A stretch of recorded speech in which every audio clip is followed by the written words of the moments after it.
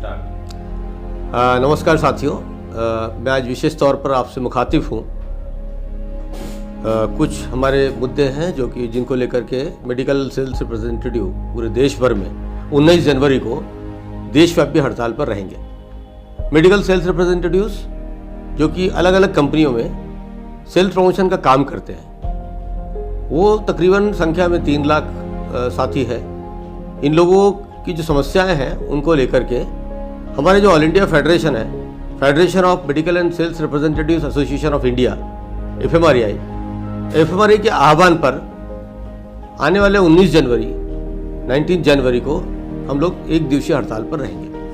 तकरीबन 5 साल बाद फेडरेशन को ये नौबत क्यों आई कि मेडिकल रिप्रेजेंटेटिव हड़ताल करें, इसके बारे में, इसकी पृष्ठभूमि में मैं आपको ले जाना चाहता हूँ।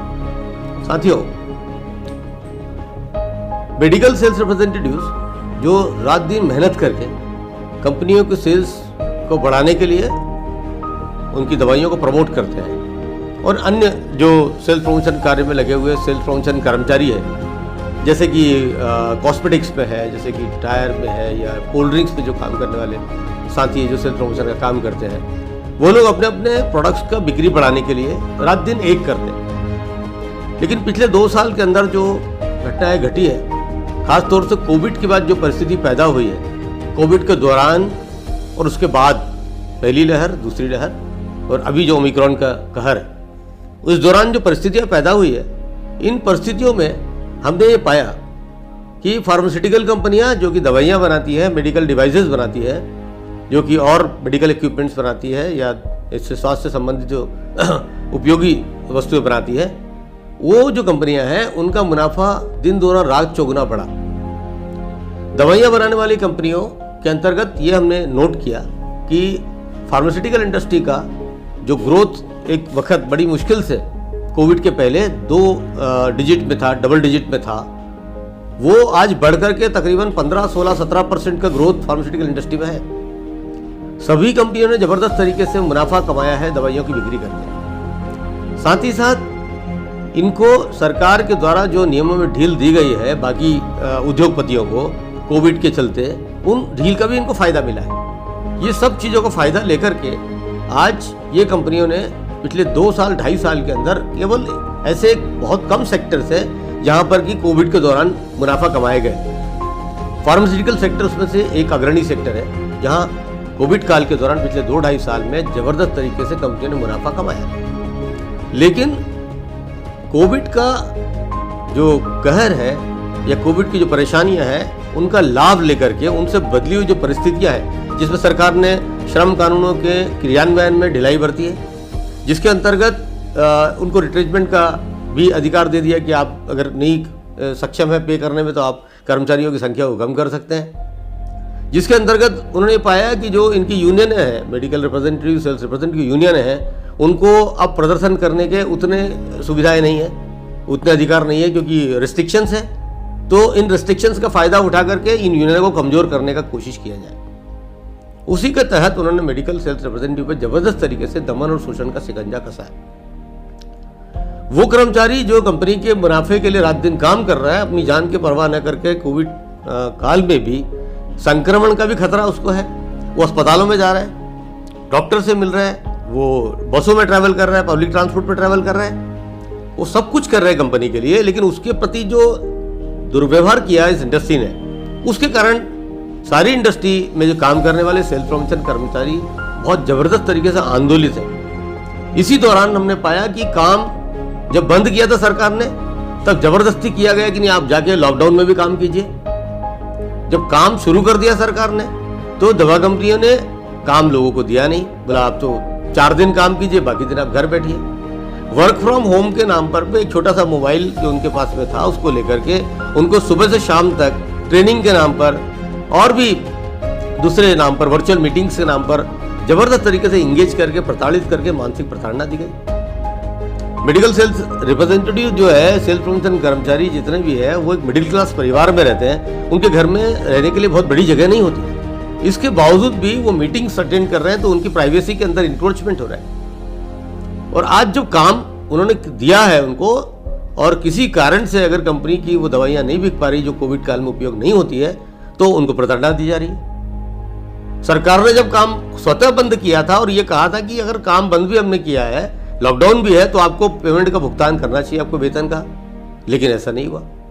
कई कंपनियों में वेतन की कटौती हुई है, कई कंपनियों में रिट्रेचमेंट्स हुए हैं, स्टाफ में कटौती करने के जो अधिकार थे उनको जो सरकार ने ढिलाई दी थी, उस कारण से कई जगह पर मेडिकल रिप्रेजेंटेटिव को निकाल दिया गया। कोविड के कारण वर्क फ्रॉम होम और वर्चुअलाइजेशन को प्रमोट जो किया है सरकार ने, और आवश्यकता भी बनी है, उसका फायदा उठा करके मेडिकल सेल्स रिप्रेजेंटेटिव का पूरा काम उन्हें वर्चुअल मोड पर शिफ्ट करने का प्रयास किया गया। उस पर कई नियमों की जबरदस्त तरीके से अनदेखी की गई। आज हम लोग जब काम करने के लिए निकलते हैं तो हमारे पास जो डिवाइसेस दी जाती है, उन डिवाइस के माध्यम से हमारी ट्रैकिंग होती है, सर्विलेंस होता है, हमारी निगरानी की जाती है। हम जब काम करते गए उस वक्त भी निगरानी होती है, हम घर में रहते तो भी निगरानी होती है, जो कि कानूनी रूप से बिल्कुल ही कानूनी रूप से ये ठीक नहीं है और गैर कानूनी चीज है किसी की निगरानी करना। लेकिन कंपनियां खुलेआम निगरानी कर रही, हमारे रिपोर्टिंग सिस्टम को ब्लॉक कर दिया जाता है, रातों रात हमारा रिपोर्टिंग सिस्टम बदल दिया जाता है, हमको ऐप रिपोर्टिंग में शिफ्ट कर दिया जाता है। हम काम करके आए और हम रिपोर्ट डाल रहे हैं, उसको डिसअप्रूव कर देते हैं कि आपने काम ही नहीं किया। तो ये जो तिकड़म है वर्चुअलाइजेशन और वर्चुअल माध्यम की, उनका इस्तेमाल करके मेडिकल सेल्स रिप्रेजेंटेटिव के काम की काज की निगरानी उसकी निजी जिंदगी के अंदर भी तामझाम कंपनियां कर रही है।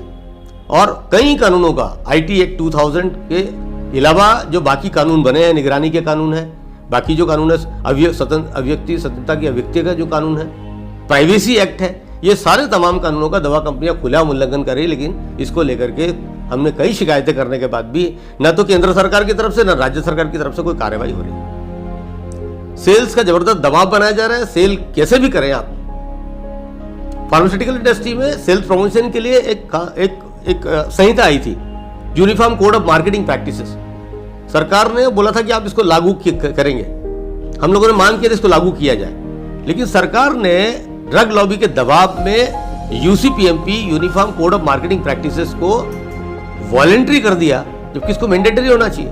इसको आवश्यक रूप से लागू न करने को लेकर के कि अगर आपकी सुविधा तो आप लागू कीजिए, नहीं कीजिए, खुले उल्लंघन हो रहा है। दवाइयों की कालाबाजारी हो रही, ब्लैक मार्केटिंग हो रही जबरदस्त तरीके से, और भी गैरकानूनी तरीके से दवाइयों को बेचने का प्रयास किया जा रहा है, जिसके कारण पूरा का पूरा दवा मार्केट अस्थिर है। तो इन जो हड़ताल है, इसके माध्यम से हम मेडिकल सेल्स रिप्रेजेंटेटिव की तकरीबन 16 मांगों को हम लोग उठा रहे हैं, जिसमें केंद्र सरकार से जो हमारी मांगे हैं, अभी जो 4 जो श्रम संहिताएं बनाई है, जिसमें हमारा मेडिकल रिप्रेजेंटेटिव के लिए विशेष रूप से कानून बना था, सेल्स प्रमोशन एम्प्लॉइज एक्ट 1976, जिसके तहत हम industrial dispute act, bonus act, gratuity act, payment wages act, veterinary benefit act, ये सारे कानूनों में हम लोग कवर होते थे साफ साफ तौर पर। उन सबको स्क्रैप कर दिया गया, खत्म कर दिया गया, रिवील कर दिया गया, और हमको भी कोड में लिया गया है, लेकिन आम जो कर्मचारी उनके तहत लिया गया है, जबकि उनको पता है कि हमारा काम अलग प्रकार का काम है।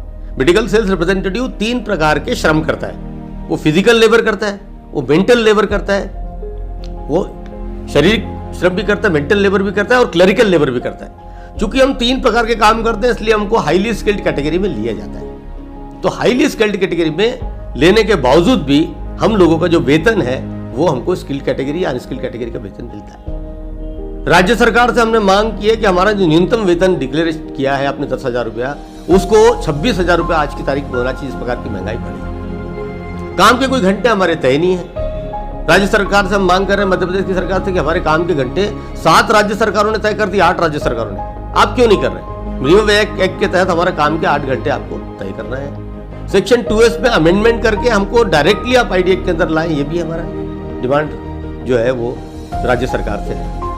केंद्र सरकार से जो मांगे हैं उसके अंतर्गत ये श्रम कानून जो हमारी श्रम संहिताएं बनाई है, इसको खत्म करके हमें सेल्स प्रमोशन एम्प्लॉय एक्ट पे स्वतंत्र रूप से हमारे ऊपर लागू किया जाए, ये हमारा डिमांड है। इसके अलावा इस श्रम संहिताओं में और भी बहुत सारे प्रावधान हैं, जिसके तहत हमको जो ग्रेच्युटी हमारा एक्ट है, या सोशल सिक्योरिटी बेनिफिट्स है, हमको रिटायरमेंट के बाद के बेनिफिट्स है, हमारे जो छुट्टी लेने के प्रावधान है, बोनस के प्रावधान है, उन प्रावधानों के ऊपर जो है जबरदस्त तरीके से कटौती होगी। तो हमारी ये मांग है कि ये लेबर कोड लागू नहीं होना चाहिए। इसके अलावा मेडिकल रिप्रेजेंटेटिव कामकाज करने के लिए कोई भी कानूनी कार्य नियमावली है ही नहीं। कोई कंपनी कहती है कि आप 12 डॉक्टर को मिलिए, कोई कंपनी कहती है 4 को मिलिए, कोई कहती है 8 को मिलिए, कोई कहती है 15 को मिलिए। इस कारण से प्राइवेट वर्किंग रूल्स होने की वजह से जो दवा कंपनियां हैं प्राइवेट सेक्टर की, वो जबरदस्त तरीके से हमारे ऊपर काम का बोझ बढ़ाते जा रही है। हमारी ये डिमांड है कि मेडिकल रिप्रेजेंटेटिव के लिए स्टैट्यूटरी वर्किंग रूल्स कानूनी रूप से जो प्रतिपादित नियमावली होना चाहिए, वो उसके लिए ऑलरेडी हमारा ट्राइपार्टाइट मीटिंग हो चुका है 2 बार 3 बार, लेकिन अभी तक आपने डिक्लेयर नहीं किया हमारे। तो we are demanding the central government to declare uniform working rules for the sales promotion employees. This is one of the demand of strike.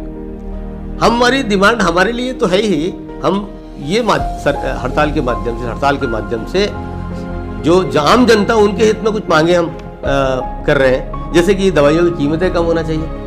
दवाइयों की कीमतें इतनी बढ़ रही कि आम जनता की पहुंच से बाहर है, क्योंकि आपने जो मूल्य नियंत्रण का जो पुराना तरीका बदल दिया, आपने जो लागत मूल्य आधारित मूल्यांकन प्रणाली को खत्म करके बाजार पर आधारित मूल्यांकन प्रणाली को लागू किया है, जिसके कारण दवाइयों के दाम बढ़ रहे हैं। और यह अधिकार दिया सब कंपनियों को कि हर साल वो 10% तो दाम बढ़ा ही सकती है। इसलिए कंपनियां भले लागत ना बढ़े, लेकिन 10% दवाइयों के दाम लगातार बढ़ाई जा रही है। और दवाइयों पर जीएसटी क्यों है? सरकार जब ये इतना प्रचार प्रोपेगेंडा कर रही है कि हम लोग तो चाहते हैं कि दवाइयां मिले, फ्री में मिले, ये मिले, जीएसटी दवाइयों पर क्यों रहेगा? बाकी जगह पे आप जब जीएसटी हटा सकते हैं, दवाइयों के ऊपर जीएसटी बिल्कुल नहीं होना चाहिए। मेडिसिन एंड मेडिकल डिवाइसेस के ऊपर जीएसटी किसी पे 17% है, किसी पे 16%, 12% है। ये सारा अगर कम हो जाएगा तो दवाइयां आम जनता के लिए और सस्ती और सुलभ हो जाएगी। ऑनलाइन मार्केट एक बड़ा प्रोत्साहन मिल रहा है उसको, लेकिन दवाइयां एक ऐसा मुद्दा है जिसको ऑनलाइन प्रमोट करना बहुत खतरनाक हो सकता है, जीवन घातक हो सकता है जीवन के लिए। इसको तुरंत बंद किया जाना चाहिए। इसी का फायदा उठा करके आज रिटेल चेन सेक्टर में बहुत सारी कंपनियां एक्टिव हो रही है, जहाँ छोटे छोटे जो व्यापारी हैं, दवाइयाँ केमिस्ट हैं, उनकी बिल्कुल दुकानें बंद हो जाएगी। टाटा बहुत जबरदस्त तरीके से आ रहा है रिटेल चेन के अंदर, अंबानी आ रहे हैं रिलायंस लेकर के पूरे रिटेल चेन के अंदर। तो जितनी रिटेल की दुकानें होगी आने वाले टाइम में इनकी होगी, होलसेल की दुकानें भी उनकी होगी। तो कंपनियों से जो दवाइयाँ खरीदेंगे वो भी अपनी कंपनियां तैयार कर लेंगे, तो मोनोपोलाइजेशन हो जाएगा पूरे सेक्टर का, और महंगी दवाइयाँ लोगों को मिलेगी। वो चाहेंगे जो दवाइयाँ मिलेगी, वो जो बेचना चाहेंगे वो मिलेगी, जिस दाम पे बेचना चाहे वो मिलेगी। इसका हम लोग सख्त विरोध कर रहे हैं कि online sales promotion medical medicine का, मेडिकल डिवाइसेस का नहीं हो। आपको एक बहुत ही रोचक बात मैं आपके सामने रखूं। हमारी एक मांग है कि कम से कम 5% जीडीपी का हमारे हेल्थ केयर सेक्टर के लिए सरकारी बजट के अंदर होना चाहिए। अभी बमुश्किल 1.8% है, जितना बड़ा प्रोपेगेंडा हो रहा है गवर्नमेंट का। हेल्थ केयर सेक्टर में हम लोग ये कर रहे हैं, हेल्थ केयर सेक्टर में ये कर रहे हैं, मेडिसिन में ये कर रहे हैं, हम आपके स्वास्थ्य की देखभाल के लिए ये कर रहे हैं। वास्तविकता ये है कि 1.8% total GDP of Indian economy is now they have allotted for the health care sector. बाकी देशों में क्या स्थिति है मैं आपके सामने रखना चाहूंगा। अगर आप देखें, छोटा सा कंट्री है एक बांग्लादेश, 2.34 है वहां पे। क्यूबा एक बहुत ही आत्मनिर्भर राष्ट्र है, ये स्वास्थ्य के मामले में 11.7% है वहां, और चाइना के अंदर 7.1% इतनी पॉपुलेशन होने के बावजूद भी। वही आप देखें जो डेवलपिंग कंट्रीज है, यूके में, यूनाइटेड किंगडम में, इंग्लैंड में 10.43% of total GDP they are giving for the health care sector, और यूएसए के अंदर 17% है, हाईएस्ट। जब ये जो राष्ट्र है वो अपने आम जनता की सुरक्षा के लिए, उनके स्वास्थ्य के लिए इतना बड़ा बजट एलोकेट कर सकते हैं, तो भारत के अंदर 1.8% बजट क्यों एलोकेट कर रहे हैं? हम लोग तो डिमांड कर रहे हैं 5% कम से कम तो कीजिए। तो ये आम जनता के हित से जुड़ी हुई कुछ मांगे हम लोग रेस कर रहे हैं इसके माध्यम से।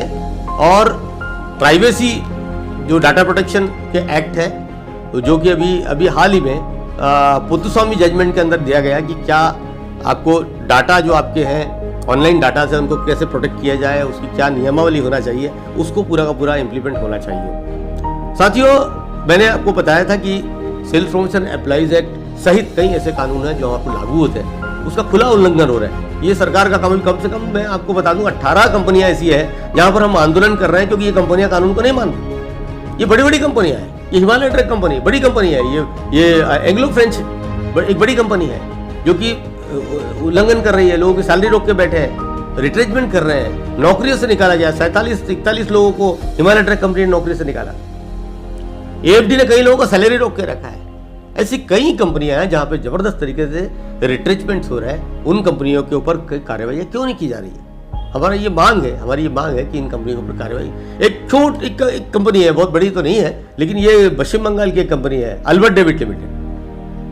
6 महीने तक इन्होंने मेडिकल रिप्रेजेंटेटिव जो काम कर किया है उनको वेतन ही नहीं दिया, उनका काम भी बंद करके रखा, उनका जो वेज रिवीजन था वो भी रोक दिया। तो खुलेआम ये कानूनों का उल्लंघन कर रहे हैं और हम लोग को रिलीफ नहीं मिल पा रही है।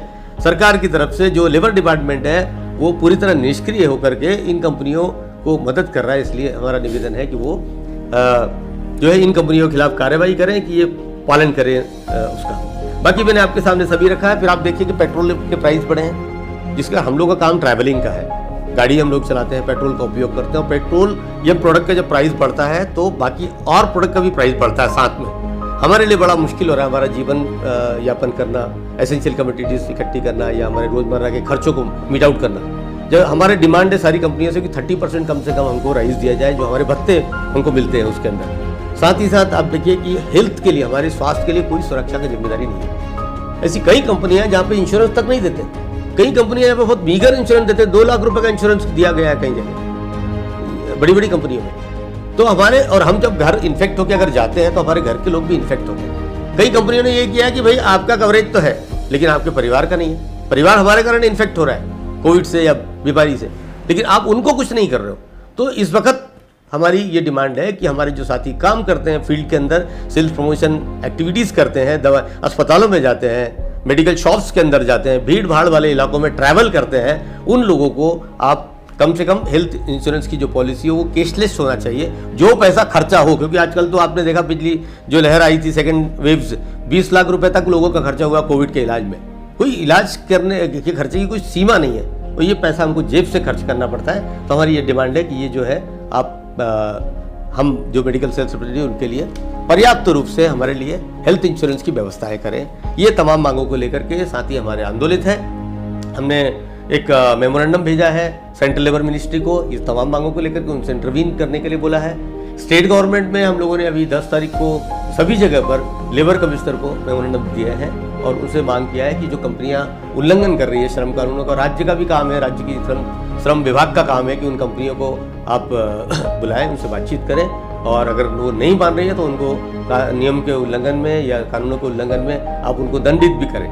ये मांग हम लोग कर रहे हैं। साथ ही साथ उनसे ये भी कह रहे हैं कि हम लोग 8 घंटे का काम को सुनिश्चित करें। तो जो साथी है उनसे मेरी अपील है कि ये हड़ताल तकरीबन 5 साल बाद हम स्वतंत्र रूप से हमारी मांगों को लेकर के हड़ताल पर जा रहे हैं। हमारे फेडरेशन ने हड़ताल का आह्वान का कॉल दिया है। अभी परिस्थितियाँ बहुत विपरीत है, कोविड के कारण बहुत जगह प्रतिबंध लगे हुए हैं। बावजूद इसके जहाँ जिस प्रकार से भी आप हो सके हड़ताल को मुकम्मल तरीके से आप सफल बनाएं और हड़ताल के दिन आप थोड़ा निकले बाहर, हड़ताल की मांगों पर प्रचार करें। लेकिन फिर आपसे निवेदन करूंगा कि इस दौरान आप कोविड के नियमों का पूर्णतः पालन करें। अगर रैली की अनुमति नहीं है, रैली नहीं निकाली जाएगी, अगर बड़े जलसों की अनुमति नहीं निकाली जाएगी, लेकिन 5-5 या 10-10 के जत्थों में हम साथी मिलकर के बाकी जगह पर जाकर के बाकी साथियों को लामबंद करके हम अपने हड़ताल के जो मुद्दे हैं उनका प्रचार करेंगे। आम जनता से भी हमारा निवेदन है, चूंकि आम जनता के हित में हमने काफ़ी मांगे इसमें लिया है, तो आपसे भी निवेदन है हमारी हड़ताल को भरपूर समर्थन दें। डॉक्टर से जो जिनको हम मिलते हैं, जिनके ऊपर हमारी निर्भरता है, उनसे भी निवेदन है इस हड़ताल में समर्थन दें। साथ ही साथ जो केमिस्ट साथी है, दवा उद्योग के अंदर जो बहुत बड़ी कड़ी है, जो दवा में सप्लाई का भी काम करते हैं, दवाइयाँ उपलब्ध कराते हैं, उनके ऊपर भी एक ये ऑनलाइन सेल्स के माध्यम से और रिटेल चेन के माध्यम से एक बहुत बड़ा खतरा मंडरा रहा है। एक मांग हमने वो भी ली है, उनसे भी हम निवेदन करें हमारे साथ कंधे से कंधा मिलाकर के हड़ताल को सफल करें। साथियों, इंकलाब जिंदाबाद।